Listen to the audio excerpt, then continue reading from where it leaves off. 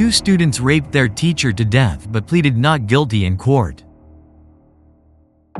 A teacher was raped and murdered right at the apartment complex, her body covered in brutal wounds from severe beatings. Even more shockingly, the police identified the perpetrators as two of her former students.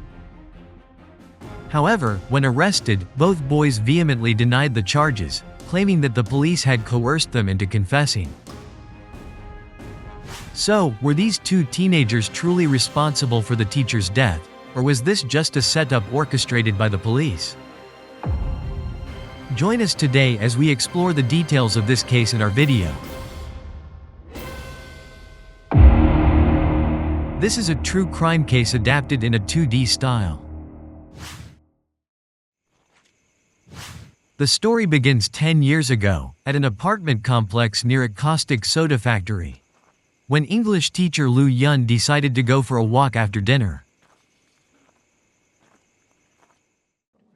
But by around 10 p.m., she still hadn't returned, causing her family to worry.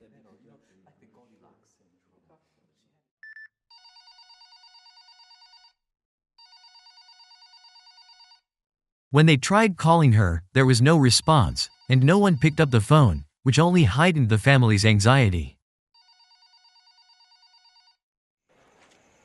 When Lu Yun didn't return after her walk, her family became concerned and quickly split up to search everywhere. While searching the rooftop of building number 11, her parents suddenly heard faint gasping sounds.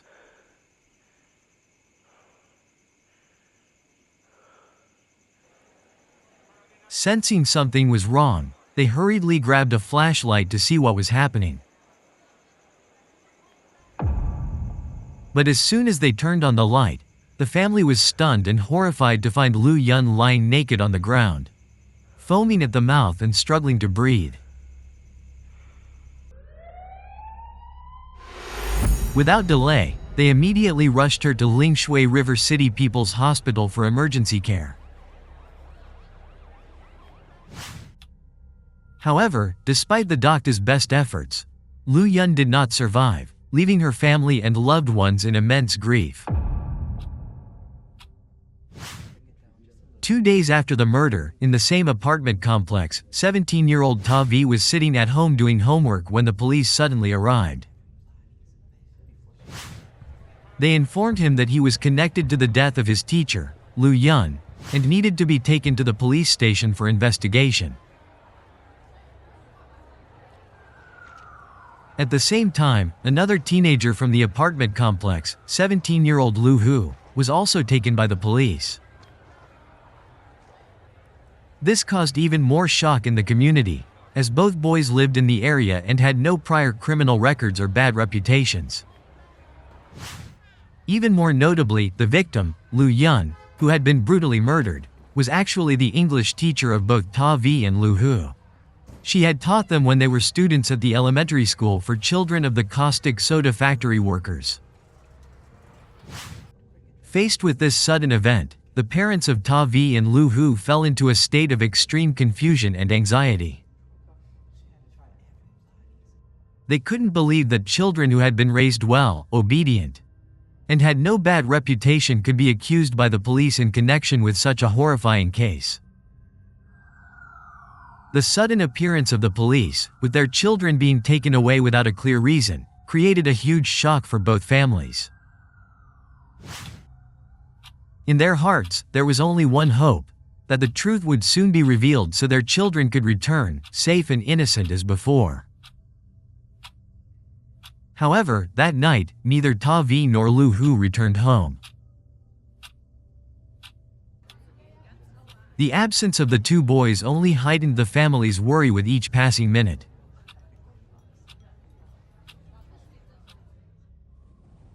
No one knew what was truly happening inside the police station, and their families could only wait in anxious despair. After 3 days and 2 nights of intense, continuous interrogation, the police finally announced that both teenagers, Ta Vi and Lu Hu, had confessed to the crime of raping and murdering their teacher. According to the indictment, at around 7 p.m. on the evening of August 25, Lu Hu and Ta Vi left home to go to the sports field. But on the way, they used a phone to watch pornographic videos. After watching, Lu Hu suggested finding a woman to satisfy their desires. Ta Vi then mentioned Ms. Lu Yun, who often took walks on the rooftop in the evening, and proposed attacking her. They decided to bring a wooden stick and went up to the rooftop, where Ms. Lu Yun was walking.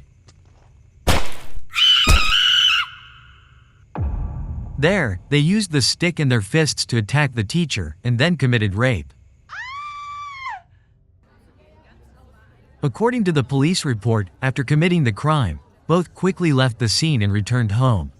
Later, they recounted the entire incident to their parents.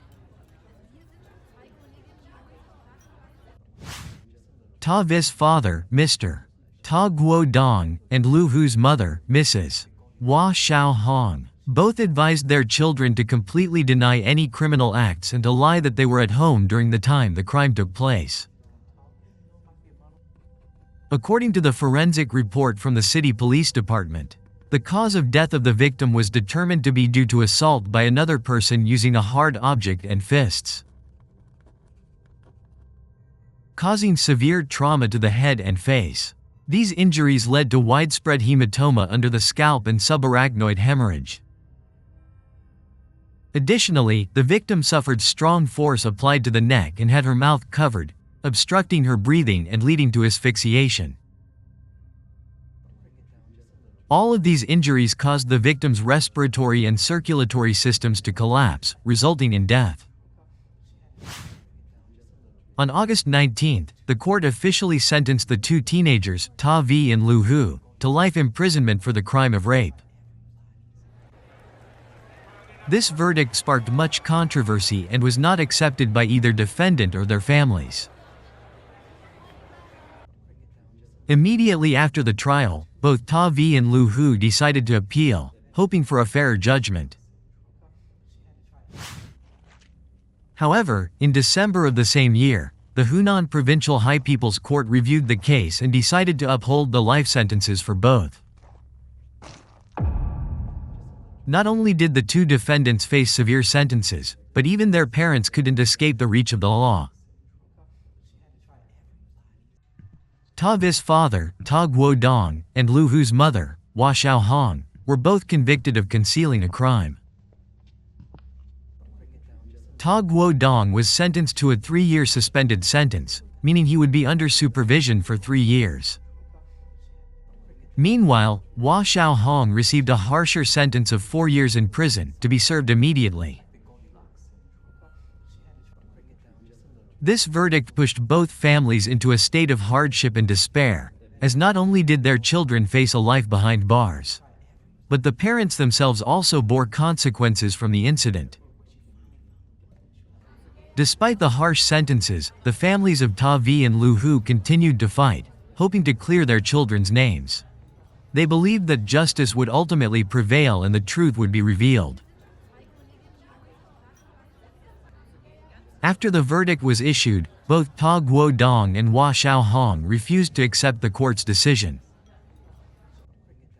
They claimed that the police had fabricated a false crime scene to frame their children. Both insisted that throughout the investigation, many details were left unclear, and key pieces of evidence were ignored. In their minds, the events were far from clear, and their children were innocent. They expressed their anguish, saying, "After the incident, we had no idea what had happened. Why were our children convicted of rape when we ourselves did not know the truth?" The families of Ta Vi and Lu Hu firmly believed that both boys were innocent. They emphasized that there was no concrete evidence proving that Ta Vi and Lu Hu had committed the crime. Bloodstains, fingerprints, or DNA evidence on the victim's body did not match either boy. Furthermore, the boys' statements were obtained during prolonged interrogations over several days, under intense pressure. Ta Guodong and Hua Xiaohong believed that the entire investigation was flawed and unjust. After being sentenced to life imprisonment, Ta Vi and Lu Hu remained steadfast in their innocence, rejecting the charges against them. In conversations with family and friends, both boys had strongly declared, "Either we walk out of prison with our honor intact, or we stay in here for life." This statement showed the determination of both teenagers, who not only longed for freedom but also wanted to clear their names and restore their honor. Ta Vi and Lu Hu believed that one day, the truth would be uncovered and justice would be on their side. This belief gave them the strength to face the years in prison, even though the path to justice remained uncertain. Their families tirelessly sought attention from authorities and the public, hoping to reopen the case for a fair and objective investigation. They believed that with perseverance and love for their children, the truth would eventually come to light and their children's honor would be restored. For over a decade, Ta Vi's father, Ta Guodong, tirelessly pursued justice for his son, traveling everywhere to plead his case. Ta Guodong argued that the court's verdict was based mostly on testimonies, with a lack of concrete, credible evidence. He emphasized that throughout the investigation, there was no scientific evidence strong enough to convict his son. No trace of Ta Vi's DNA was found on the victim's body, according to investigators. Even more notably, bloodstains on the victim's underwear were found to belong to another man, neither Ta Vi nor Lu Hu. This further convinced him that his son was innocent, and that the conviction was a grave injustice based on incomplete evidence. Ta Guodong also recounted details of the crime scene, raising numerous questions about what truly happened. He explained that the rooftop where the victim was found on Building 11 in the caustic soda factory residential complex was directly across from their own building, separated only by a narrow road. Yet, on the night of the incident, no one saw Ta Vi or Lu Hu going to Building 11, where the attack on Lu Yun occurred. This made Ta Guodong even more suspicious of the investigation and trial process. He questioned why the investigators did not more thoroughly consider witness statements that the two boys were not seen at the crime scene. Furthermore, he believed that the lack of his son's DNA on the victim's body was crucial evidence proving Ta Vi's innocence. However, this evidence seemed not to have been carefully considered during the trial. With so many contradictions and unclear points in the evidence, Ta Guodong believed that his son and Lu Hu had been wrongfully convicted in a rushed and unfair manner. Moreover, Ta Vi revealed to his family that the police had taken him to a pigsty area near the residential complex, demanding that he identify the place where he allegedly found the wooden stick used as the weapon. In the first trial, the prosecutor admitted that this stick was only a similar object, not the actual weapon. However, in the second trial, the prosecutor presented the stick as evidence. Ta Guodong stated, if the stick was truly the weapon, it should have fingerprints, blood, or the victim's DNA on it. However, such crucial evidence was never sent for forensic examination. What further convinced Ta Guodong of his son's innocence was a forensic report provided by the Public Security Bureau. According to the contents of the forensic report, the evidence and samples sent for testing included stains on the victim Lu Yun's dress, blood on her bra, and samples from private areas of her body. Additionally, the forensic team collected samples from Lu Yun's husband, Ta Vi, and Lu Hu for comparison. The results showed no biological traces of either Ta Vi or Lu Hu. Ta Guodong stated, "The DNA test results showed that the bloodstain on Lu Yun's bra belonged to her and another man." This meant that the crucial evidence had excluded all three men sampled, and there remained an unidentified man.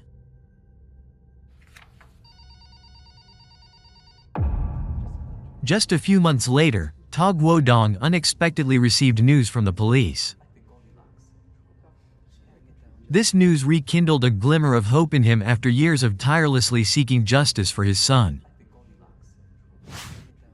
The police informed him that they had finally identified the unknown man mentioned in the forensic report. This critical evidence was based on blood traces left on the victim's clothing, which had been found and matched in the database. After extensive investigation and analysis, they discovered that the man's name was Zhang Qi. The arrest of Zhang Qi was not only a breakthrough in the case but also brought renewed hope to the families of Ta Vi and Lu Hu, who had endured life sentences for many years. Zhang Qi's appearance, as the so-called third party in the case, opened up a new direction for investigating this controversial matter. Upon learning that Zhang Qi, the man whose blood was found on the victim's underwear, had been arrested, Ta Guodong felt a renewed sense of hope in his long journey to seek justice and clear his son's name. However, that hope quickly turned to disappointment as time passed and no trial was held for Zhang Qi. Ta Guodong shared with reporters, "Although Zhang Qi was arrested a long time ago, no trial has been conducted. We have waited patiently to attend a hearing related to Zhang Qi, but so far there has been no announcement." He and Lu Hu's family were eager to learn the specific details of the case, the evidence, and developments to be presented in court. However, the court remained silent, offering no satisfactory response. Later, they heard that Zhang Qi had been released shortly after his arrest, leaving the family shocked and frustrated. When Ta Guodong went to the court to inquire about the details of Zhang Qi's trial and its outcome, he was told that they could not provide information. They stated that Zhang Qi's case was unrelated to them and therefore they could not disclose any information. Ta Guodong expressed his disappointment and confusion at the court's response. Ta Guodong declared that he could not accept the separation of Zhang Qi's case from the case in which Ta Vi and Lu Hu had been convicted. In January 2020, the High People's Court announced that they were conducting a review of the rape case in which Ta Vi and Lu Hu were convicted, and assured that all related information would be made public in a timely manner. However, 4 years passed, and Ta Guodong still had not received the results of the retrial. On October 17, 2024, he and Lu Hu's mother once again went to the Hunan High People's Court to present their case, hoping the court would provide information on Zhang Qi's trial as well as the retrial results. However, when Ta Guodong attempted to gather more information at the High Court, a staff member informed him that they did not know the details of Zhang Qi's trial and were unable to access related information to provide. This left Ta Guodong feeling extremely disappointed, as crucial information related to the truth of the case remained unanswered.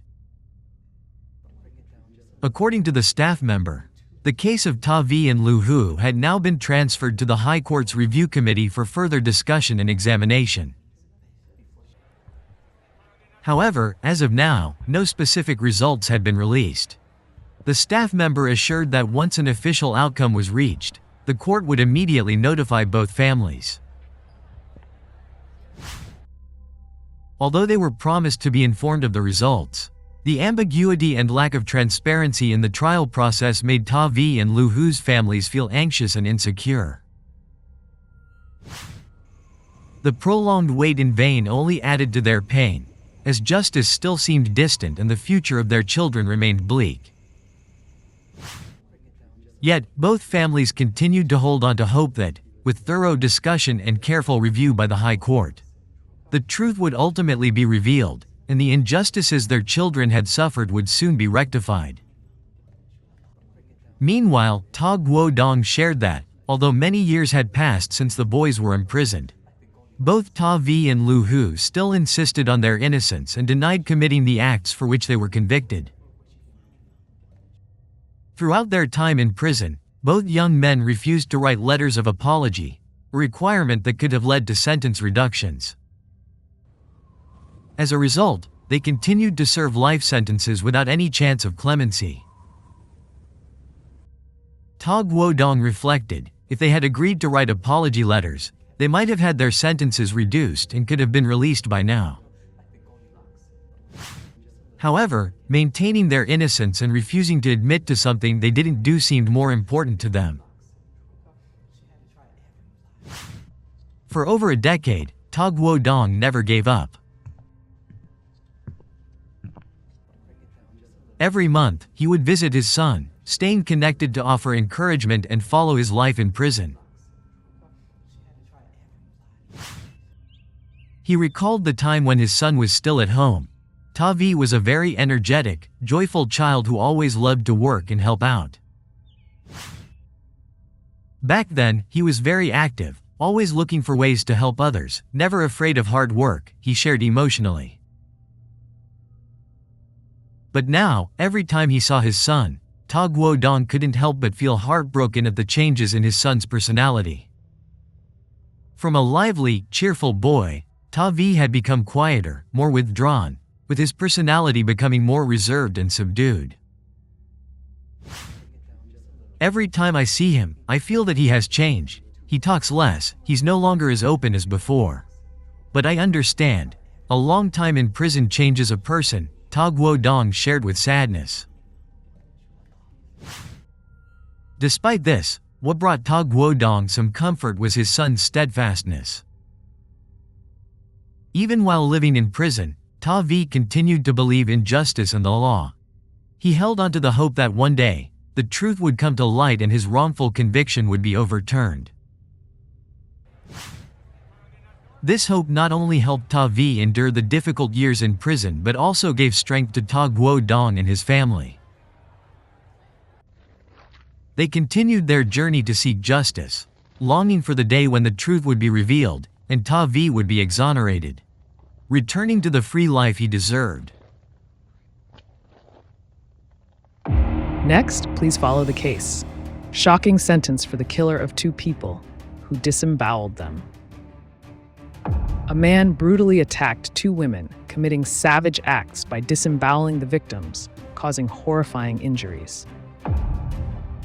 As a result, one of the victims died on the spot, while the other was seriously injured and had to undergo a long recovery process. However, what left the public both outraged and shocked was the outcome of the trial. The initial death sentence was repeatedly changed, first to a suspended death sentence, and then further reduced. At present, there is a high possibility that this murderer might even be released early, a prospect that has left many people deeply disturbed. So, what drove this killer to commit such cruel acts against innocent women? And why was his sentence repeatedly altered? Let's uncover the secrets behind this case in today's video.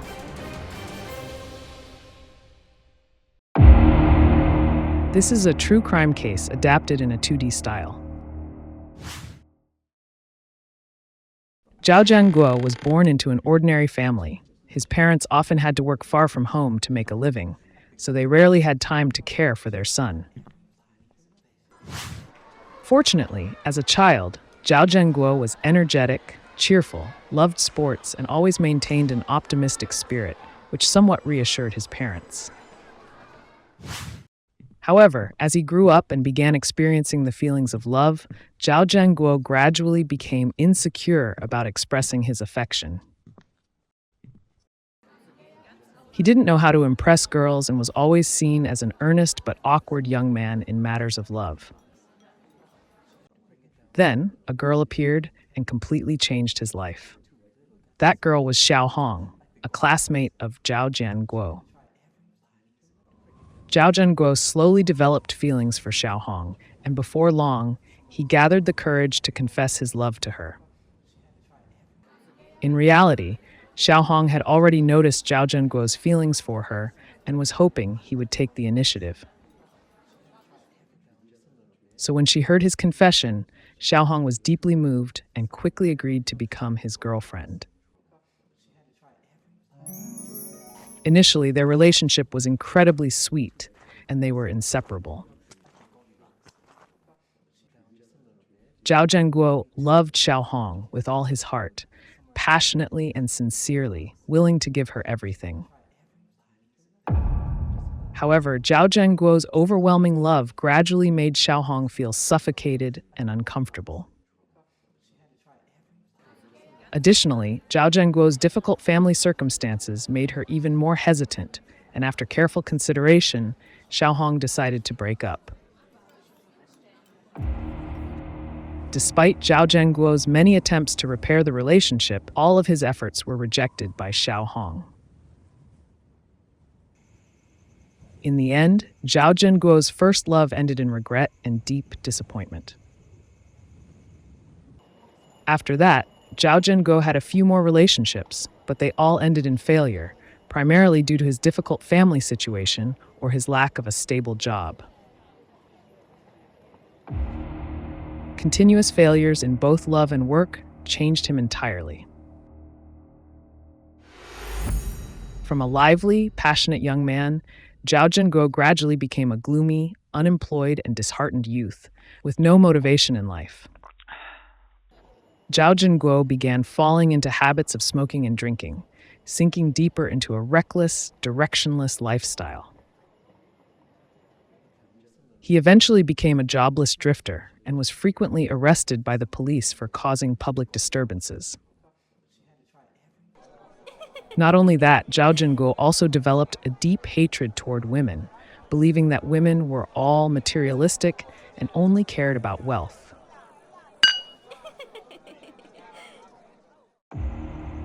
In his hatred, he decided to take revenge on society, with his first targets being the women he despised the most.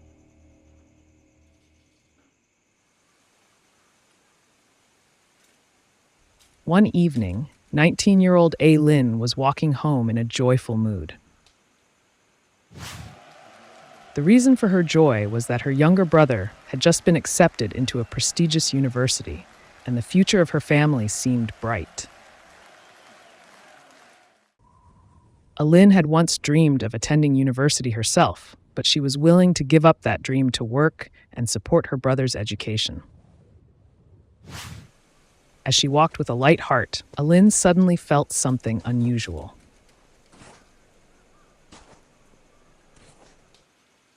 She heard footsteps behind her, but when she turned around, there was no one in sight. Recently, she had heard from elders in her family that many perverts had been seen in the area, making her feel even more uneasy. Thinking about this, she decided to walk faster to get home safely and avoid any trouble. However, before Lin could get far, Zhao Zhenguo suddenly rushed out from a dark corner with such speed that she didn't have time to react.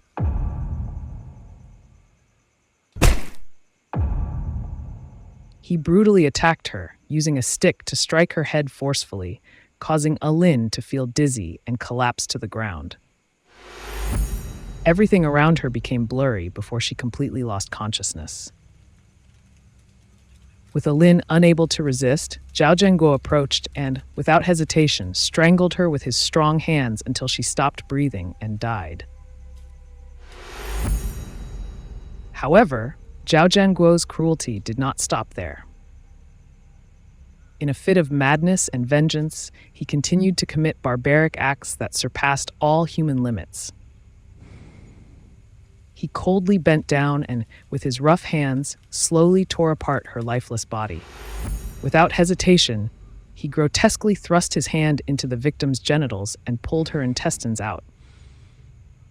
Not stopping there, Zhao Zhenguo wrapped Lin's intestines around her neck, turning the scene into a horrifying and cold-blooded spectacle. After brutally murdering Lin, Zhao Jianguo did not stop but continued searching for another target to satisfy his bloodlust. He quickly set his sights on a second victim, Xiao Hua, a kind-hearted girl working at a beef noodle shop near the site of the first crime. Xiao Hua was diligent and skillful in everything she did, always enthusiastic about her work, and well-liked by both her boss and the customers. Her dedication was shown not only in her service but also in her gentle and cheerful attitude when interacting with others. However, Xiao Hua's peaceful life didn't last long as she unwittingly became the next victim in Zhao Zhenguo's horrific crime spree. In the early morning of September 20th, Xiao Hua felt a bit of discomfort in her stomach. Since there was no restroom in the noodle shop, she had to step out to use a nearby public restroom. But this time, as soon as she entered the restroom, a pair of large, rough hands suddenly appeared from behind, gripping her neck tightly. The sudden and swift attack left Xiao Hua no time to react. Before she understood what was happening, she was pulled backward, struggling to breathe. In fact, Zhao Jianguo had been lying in wait for a long time, quietly waiting for the perfect moment to execute his brutal plan. He had chosen this public restroom, a place isolated at night, as the perfect trap for his next victim. When ambushed, Xiao Hua struggled desperately to break free from Zhao Jianguo's stranglehold, but he tightened his grip, giving her no chance to escape. Xiao Hua's breaths became short and irregular, gradually weakening. Tears streamed down her face, and in desperation she repeatedly begged for mercy, but Zhao Jianguo was unmoved, increasing his strength until Xiao Hua became motionless in his hands. Once he was sure that Xiao Hua had stopped resisting, Zhao Jianguo once again committed the same brutal act he had performed on his previous victim. Without hesitation, he used his hands to pull out Xiao Hua's intestines from her body. After carrying out the brutal murder, Zhao Jianguo quickly fled the scene, leaving Xiao Hua with severe injuries. However, what he didn't expect was that Xiao Hua was not dead. She had only passed out from lack of oxygen due to being strangled. Fortunately, she was discovered by locals and rushed to the hospital in time for emergency treatment. Thanks to the swift intervention of the medical team, Xiao Hua was saved and began her recovery process. While Xiao Hua was being treated in the hospital, the Gansu Provincial Police were also conducting a deeper investigation into the case. Why a deeper investigation? Because before Xiao Hua was attacked, the police had already discovered Lin's body and were in the process of investigating her murder. As the first case remained unresolved, the second attack occurred immediately afterward, making the situation even more complicated. Within just 1 month, 2 horrifying cases had taken place. One person dead and another seriously injured, causing extreme panic throughout Jiangye City, Gansu Province. The public was in an uproar, and many media outlets continuously reported on the incident. Heavy pressure fell on the Jiangye City Public Security Bureau, forcing them to quickly find the culprit. Given the severity of the situation, with brutal crimes occurring in quick succession and causing public alarm, the Gansu police swiftly formed a special task force to focus on a comprehensive investigation. Realizing the grave nature of the case and the growing threat to the community, the authorities mobilized experienced investigators to quickly track down the killer. Based on the evidence collected from the crime scenes and the clear similarities in the methods of the attacks, the police made an initial conclusion that both cases, the death of Lin and the attack on Xiaohua were committed by the same perpetrator. The method of attack and the extreme brutality of the crimes indicated signs of a deranged individual with deep-seated hatred toward women, pursuing a progressively serious series of offenses. During the investigation at the crime scenes and interviews with local residents, the police obtained a crucial piece of information. According to some witnesses, prior to these two consecutive incidents, a similar attack had occurred in the area, but luckily, the perpetrator failed to complete his crime because the victim managed to escape. This led the police to realize that these cases were not isolated events, but were likely part of an organized series of crimes committed by the same offender.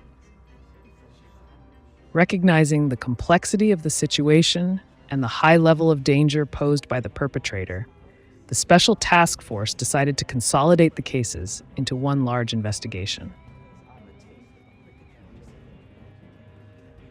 By connecting evidence from multiple cases and following the clues, the police hoped to quickly identify the criminal, prevent further attacks, and bring justice to the victims. After a long and intense investigation, the police finally identified the main suspect in the case, Zhao Jianguo. All the evidence collected from the scenes, witness testimonies, and traces pointed directly to him. As the clues converged, the investigation team decided to move in and arrest Zhao Jianguo to prevent him from committing any more crimes.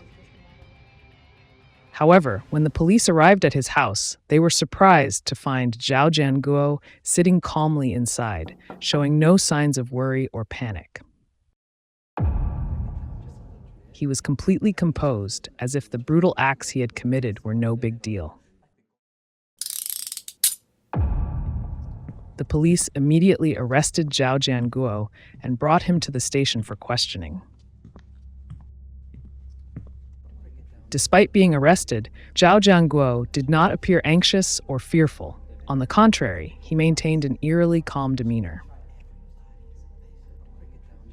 His attitude made the police even more cautious during the investigation and interrogation process.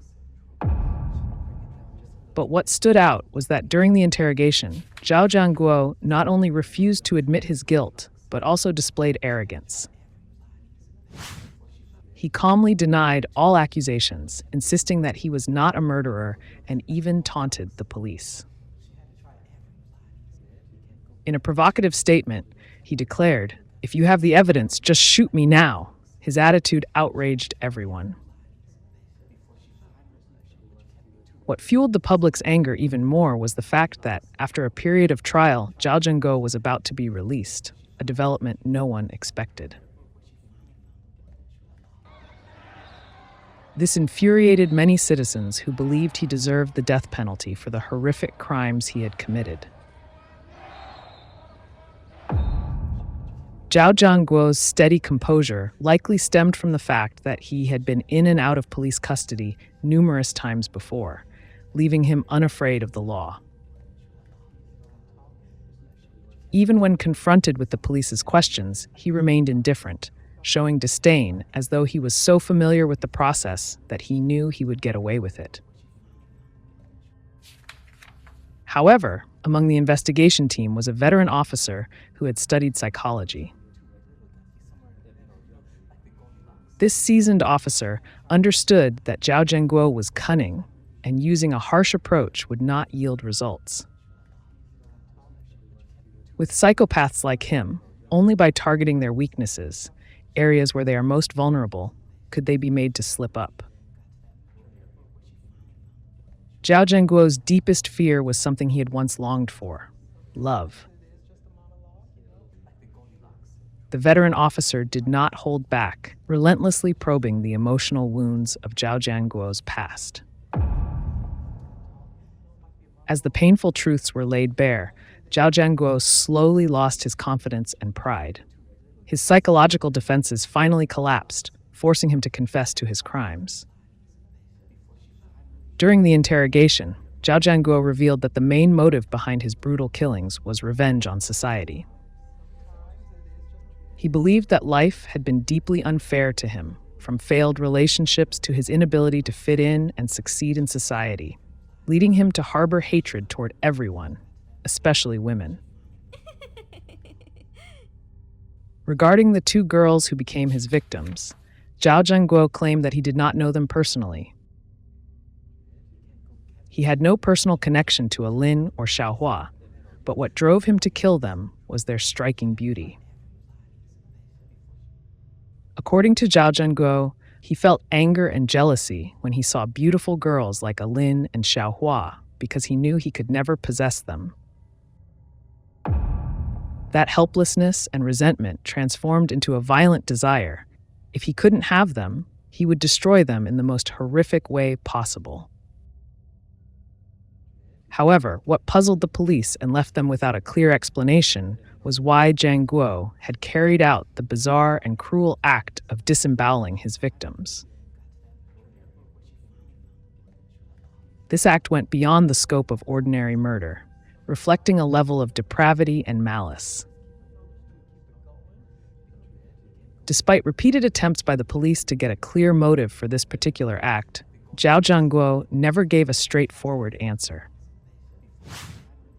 He either remained silent or deflected the question whenever asked about his reasons for such brutal behavior, leaving investigators to wonder about his mental state. What astonished the police even more was Zhao Jianguo's ability to precisely locate the victim's internal organs without the aid of any medical tools. He could easily find and extract the victim's intestines with his bare hands. This was something an ordinary person would find difficult to do, adding to the chilling nature of his cruelty. On the day of the trial, large crowds gathered along both sides of the road, many unable to hide their disgust and contempt for Zhao Jianguo's heinous actions. Everyone was waiting for a death sentence to end the life of this murderer and bring justice to the victims, easing the trauma the community had suffered.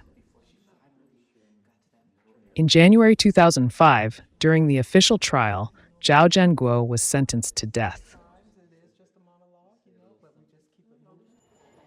This verdict gave many people a sense of relief, believing that justice had been served. However, the sentence for Zhao Jianguo was later repeatedly changed, igniting public outrage. After being sentenced to death, Zhao Jianguo refused to accept the court's decision and immediately filed an appeal. During the appeal process, he argued that he had been coerced into confessing during the investigation and interrogation, claiming that his earlier confession was not made voluntarily. Zhao Jianguo also maintained that, although circumstantial evidence pointed to his guilt, there was still a lack of direct evidence proving he was the true killer, emphasizing that the death sentence was overly harsh and unjust. With these arguments, he firmly demanded that the court re-examine the case more thoroughly, hoping for a reduced sentence or even exoneration. By 2007, Zhao Jianguo's case was retried in court. After carefully reviewing all the details and testimonies, the court concluded that Zhao Jianguo had honestly confessed to serious crimes such as rape and intentional injury, details the previous investigation had not uncovered. For this reason, the court considered his actions as a form of self-confession. Therefore, instead of upholding the death penalty, the court decided to modify his sentence, changing it from death to a suspended death sentence with a 2-year reprieve. When this verdict was announced, public outrage flared once again. The families of the victims expressed their dissatisfaction, insisting that Zhao Jianguo should pay for his crimes with his life. What angered people even more was that in recent years, due to Zhao Jianguo's good behavior while in prison, his sentence had been further reduced. By 2009, his suspended death sentence was converted to life imprisonment, and then it was reduced again to 18 years and 6 months in prison. Throughout the investigation and trial, the fact that Zhao Zhenguo killed to exact revenge on society never changed. However, some people still doubted that he was the true killer, believing that the real murderer had yet to be caught. Nonetheless, those who suffered the most were still the victims and their families. At Alin's funeral, her younger brother cried until no tears were left, overwhelmed by the immense loss. He said that if there were a next life, he would willingly give up his chance to attend university just to be with his sister and protect her from any harm.